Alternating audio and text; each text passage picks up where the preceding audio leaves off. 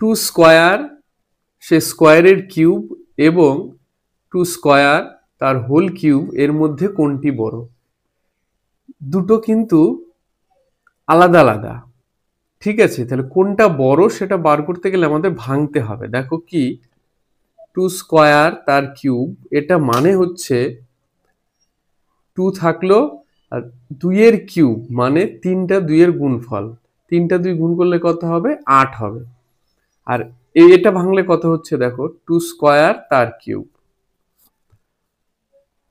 Two square তার whole cube আছে, তার মানে এই পাওয়ারটা দুটো গুণ হয়ে যাবে, তাহলে টু থাকলো আর তিন দুগুণে 6। তাহলে এটা হলো টু টু দি পাওয়ার 8, এটা হলো টু টু দি পাওয়ার 6। তাহলে এটা বড় আর এটা এসছে কোনটার থেকে? এটার থেকে। তাহলে আমাদের উত্তরে বড় কোনটা হবে?